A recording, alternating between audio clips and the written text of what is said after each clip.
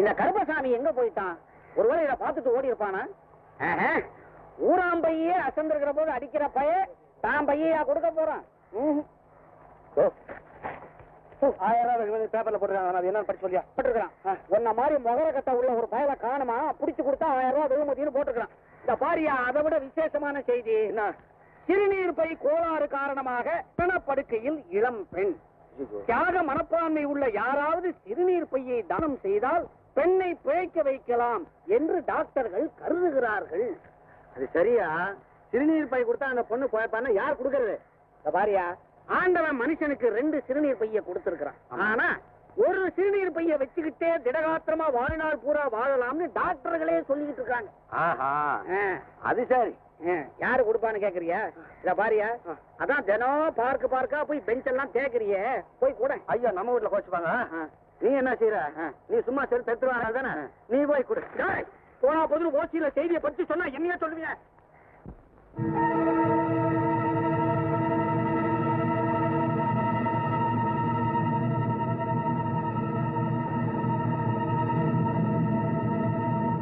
இந்த நிலைமையில இந்த உயிரோடு இருக்கணுமா? உன் தங்கையை கெடுத்தவனை கண்டுபிடிச்சு பழிவாங்குற முயற்சியிலையும் தோல்வி அடைஞ்சிட்டேன். பட்டதாரியா இருந்தும் வருஷக்கணக்கா வேலை தேடி அலைஞ்சு மானம் கெட்டு மரியாதை கெட்டு ஏன் அலைகிறேன்? இதுக்கு மேல நீ உயிர் வாழக்கூடாது. சாகிறதே மேல், சாகிறதே மேல், சாகிறதே மேல்.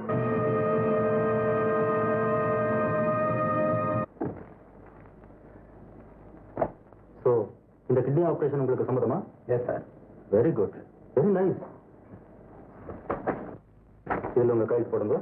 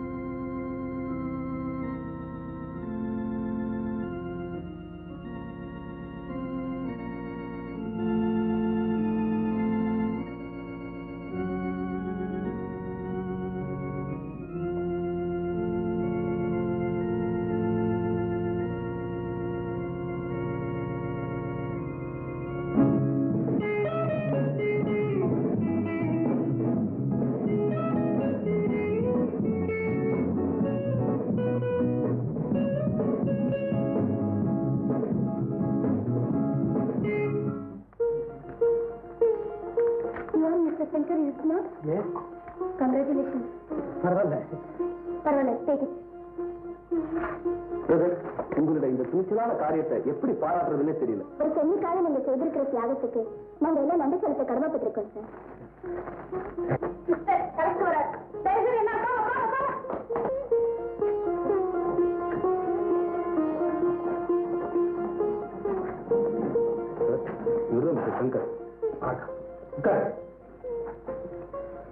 நோயாளி யாருன்னு கூட தெரியாம நீங்க செஞ்ச தியாகத்தை பத்தி பேப்பர்ல படிச்சுட்டு உங்களை நேர்ல பார்த்து பாராட்டலான்னு.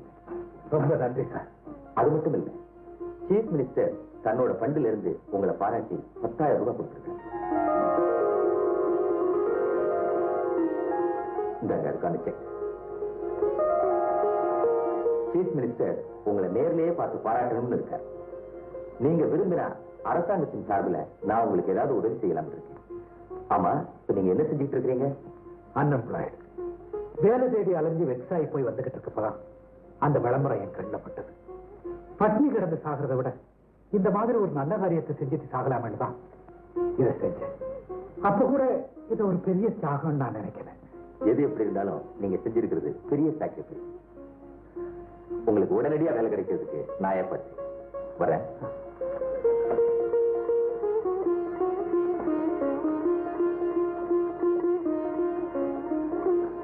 ஆயா, நீங்க கூப்பிட்டீங்களா? ஆமா, அந்த வாழ்ல ராஜேஸ்வரின்னு ஒரு பொண்ணு இருக்காங்கல்ல, அவங்க கிட்ட இதெல்லாம் கொடுத்துருக்கு.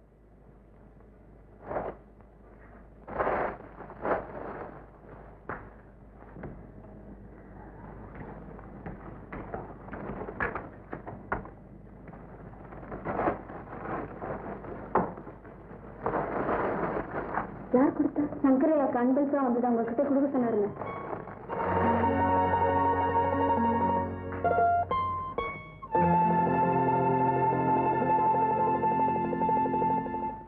பழமும் கைகளில் ஏந்தி பவளவாயில் புன்னகை சிந்தி கோலம் மயில் போல் நீ வருவாயே. இப்படிக்கு கருப்புசாமி இந்த லிட்டரை பிரிச்சு பாடின உடனே ஆண்டாள் அப்படியே அசத்துமா. இன்னைக்கு வரட்டும். கருப்பு ஆண்டாளு, நான் யார் தனக்கு தானே பேசி நிக்கிறேன். ஆண்டாளு, நீ அன்னைக்கு பாஸ்கர்கிட்ட கூட்டிட்டு வந்ததுல இருந்து அவருக்கு நான் சகலப்பாடி ஆயிட்டேன். எல்லாம் வாங்கிட்ட வடை வாங்கின முகூர்த்தம் தான். ஐயோ, எனக்கு வெக்கமா இருக்கு. வெக்கமா? உங்க அம்மாவை பார்த்தா உங்க பரம்பரைக்கே வெக்கம் வரக்கூடாது. ஆண்டாளு, இப்படி இருக்காது. எங்க நைனாக்கு ரொம்ப சந்தோஷம் வந்துச்சுன்னா எங்க அம்மா இப்படித்தான் கிள்ளாரு. உங்க நைனாவுக்கு சந்தோஷம் வந்தா இங்கதான் கிள்ளுவாரா? உங்க அப்பா என்ன திறந்த வழி கலையரங்க நடத்துறானா? இந்த வீட்டுல உனக்கு தெரியாம எதுவும் நடக்காது போல இருக்குது. என்னையா உனக்கு தெரியுமா? சொன்னா தானே தெரியும். ஒரு நாள் ராத்திரி ராத்திரி எங்க அம்மா படுக்க நிறைய மல்லிகைப்பூ போட்டாங்க. மல்லிகைப்பூ போட்டு போட்டு ஒரு சொம்பு நிறைய பால் கொண்டு வந்து வச்சாங்க. பாலை வச்சு உடனே நைனாவை கூட்டிட்டு வந்தாங்க. வந்து 2 பேரும் ஒன்னா சேர்ந்து பல்லாங்குழி விளையாண்டாங்க. உங்க அப்பனுக்கு விவசாயம் கிடையாது. அந்த சமயத்திலே போய் பல்லாங்குழி விளையாடுறது. சரி, பல்லாங்குழி விளையாடுறவனுக்கு ஏன் மல்லிகைப்பூ தூவணும்? அதான் எங்க வீட்டு பக்கத்துல மாட்டு கொட்டை இருக்கு. சாணி வாட அடிச்சுட்டு மல்லிகைப்பூ போட்டாங்க. ஆண்டாளு, இப்படி உட்காந்தே பேசிட்டு இருக்கீங்க. இப்படி சாந்தி பேசுவோமே.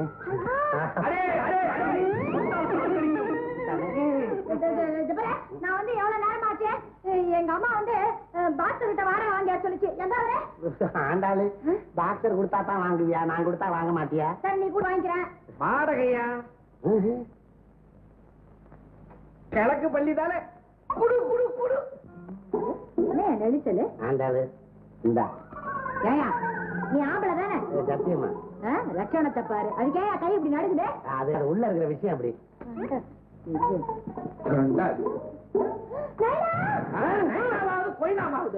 வயசு பொண்ணு வாழ வாழ்ந்த ஏதியா வந்தேன். அம்மாதான் அனுப்பிச்சாங்க.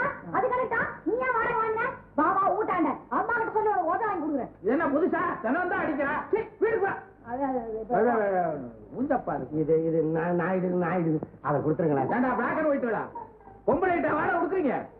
என்ன அங்க பார்வை கையில நடுக்கம் ஏதோ தப்பு பண்ணிருக்கீங்க போல இருக்கு. எந்த தப்பும் இல்லைங்க. என்ன பேச்சே சரியில்லையே. அந்த கவரை கொடுத்துருங்களேன். என்ன கொடுக்கறது திருப்பி வாங்குறது? 10 மாசத்துக்கு அப்புறம் இப்பதான் வாடகை கொடுத்துருக்கீங்க. அந்த தடிப்பை பைரவாண்ட சொல்லு. மாசம் இப்படி மழை கவர்ல போட்டு கொடுக்கணும்னு சொல்லு. இல்லங்க, கவருக்கு உள்ள இருக்கிறது. அதைத்தான் பணம் நான் எண்ணி பாத்துக்கிறேன் வீட்டுல போய். இல்லங்க, அது நான் சொல்றேன். நீங்க அந்த கவரை கொடுத்துருங்க. நீ என்ன எதை கண்டாலும் உருவுற அசிங்க பிடிச்ச பையன். இன்னும் உங்களுக்கு புரியலையே? என்னத்த புரியல? இதுல என்ன புரியுது? அது கொடுத்துருங்களேன். கண்ட இடத்துல கை வைக்காது.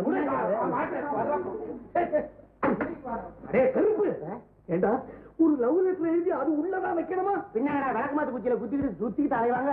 இரு, கவரை பிரிப்பான், தோலை உரிப்பான். நீங்க எல்லாம் என்ன ரொம்ப புகழ்றீங்க. நீங்க செஞ்ச இந்த பெரிய உதவிக்காக எங்க டிபார்ட்மெண்டே உங்களுக்கு கடமைப்பட்டிருக்கு. நீங்க இப்பவே டிஸ்சார்ஜ் ஆகலாம். டாக்டர், நான் இந்த ஹாஸ்பிட்டலுக்கு வர்றதுக்கு முன்னாடி அந்த பொண்ணை பார்த்தது இல்லை. எனக்கு இப்படி ஒரு வாய்ப்பு கிடைக்கிறதுக்கு காரணமா இருந்த அந்த பொண்ணை நான் பார்த்துட்டு போயிடலாம்னு நினைக்கிறேன். ஓய் வாங்களே. Good morning doctor.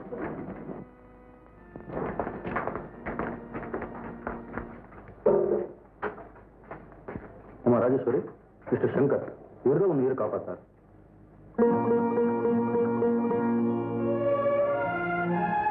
ராஜி, இனிமே நீ எந்த காரணத்தை கொண்டு அழவே கூடாது. தைரியமா இருந்து உடம்ப பார்த்துக்க. மிஸ்டர் சங்கர், பேசிட்டு புறப்படுங்க, நாங்க வர்றோம்.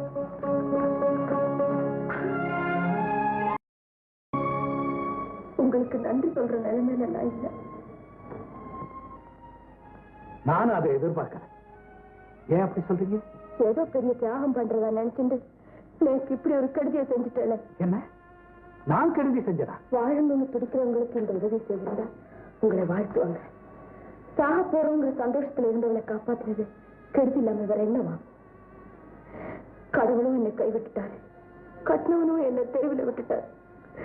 கழுத்துல தாலியும் கையில குழந்தையுமா எத்தனை நாளைக்கு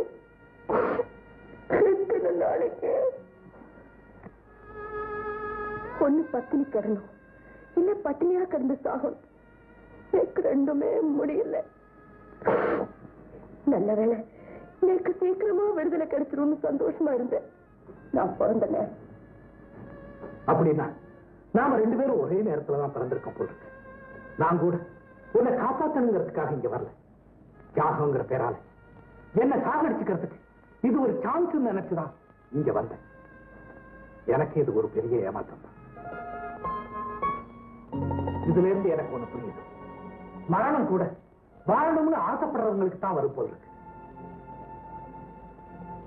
இதுவரைக்கும் எதுக்காக வாழ்ந்தோம்னு தோணுச்சு, இனிமேதான் எதுக்காகவோ வாழணும்னு தோணுது. ஏமாற்றம் காரணமா நீங்க ஏதோ பேசுறீங்க. இனிமே எந்த காரணத்தை கொண்டு நீங்க தற்கொலை முடிவுக்கு வரவே கூடாது. அதான் எதிர்ப்பு.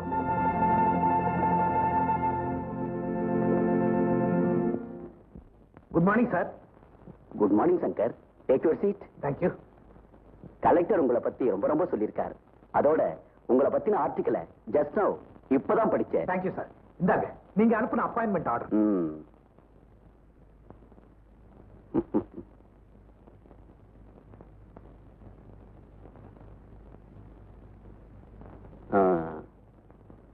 ஆமா, இப்ப அந்த பொண்ணு எப்படி இருக்கா? நல்லா இருக்கா சார். ஆனா கடைசி வரைக்கும் நான் அவளுக்கு உதவி செய்ய வேண்டியவன் ஆயிட்டேன். அப்படின்னா கணவனால கைவிடப்பட்ட ஒரு அவல பெண் அவள். அவளையும் அவ குழந்தைய காப்பாற்ற வேண்டிய பொறுப்பு என்ன சேர்ந்துருச்சு. இப்ப அவங்க எங்க இருக்காங்க? அவங்களை இருக்க வைக்கத்தான் ஒரு இடம் பார்த்துக்கிட்டு இருக்கேன். ஒரு அவல பெண்ணுக்காக உதவி செய்த உங்களுக்கு நான் ஏதாவது செய்யணும்னு நினைக்கிறேன். எனக்கு சொந்தமான ஒரு வீடு ரொம்ப நாளா பூட்டியே கிடக்கு. வேணும்னா நீங்க அதிலேயே தங்கிக்கணும். இந்தாங்க சாவி. இல்ல சார், இதெல்லாம் நான் சும்மா ஏத்துக்கிறது இல்லை. வேணும்னா உங்க திருப்திக்கு வாடகையா ஏதாவது ஒரு தொகையை கொடுத்துருங்க. செலவு செய்யறதா முடிவு பண்ணிட்டேன். அவ்வளவுதான், நீ காப்பாத்திட்டியே. பொம்பளை எப்படியாவது பிழைச்சுக்குவா. அனாவசியமா தெரியாதவங்களை பத்தி தப்பா பேசக்கூடாது. உலகத்துல பொம்பளையோட கிடைக்கல, காசு கொடுத்து 1000 பேர் கிடைப்பாடா. அண்ணன் தங்கையோட பிறந்திருந்தா தான் அந்த அருமை தெரியும். அண்ணன் தங்கச்சியா?